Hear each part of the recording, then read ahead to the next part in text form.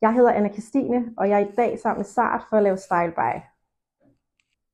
Du skal fra kontoret og direkte videre til drinks med venner. Hvad tager du på den dag?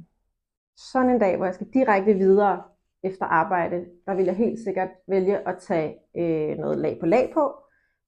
Jeg vil tage nogle lidt oversized bukser, eventuelt en nederdel, og så vil jeg helt klart også tage nogle smykker på, for lige at gøre det lidt mere festligt.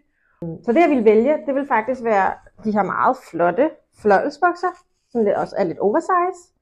Og så vil jeg klart vælge en nederdel, som egentlig faktisk også er en kjole at tage ud over.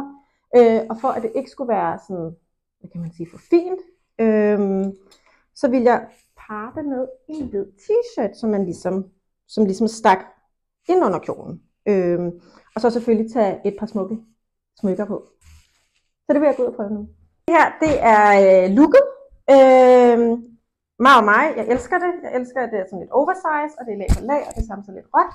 Men for lige at færdiggøre det helt, så vil jeg jo lige parre det op med et par smukke øreringe.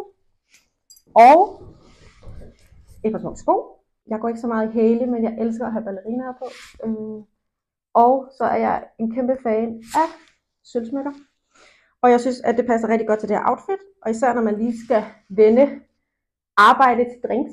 Så det her er det endelige look, når jeg skal fra kontoret og ud til drinks med mine venner. Okay, næste look. Hvad er dit fejlsikre outfit, som du kan have på til enhver lejlighed og føle dig cool og selvsikker i? Men, det ved jeg godt, hvad skulle være, og det skulle være en blazer.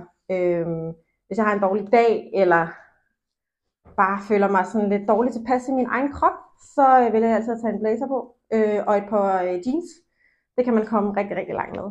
Og til det der vil jeg faktisk gå med de her meget flotte mørkeblå jeans her, som også er sådan lidt brede for neden, og det kan jeg vildt godt lide.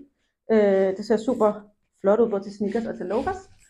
En helt almindelig tanktop, som jo også man aldrig nogensinde kan gå fejl af, og som faktisk kan få mig til at føle mig ret sådan selvsikker.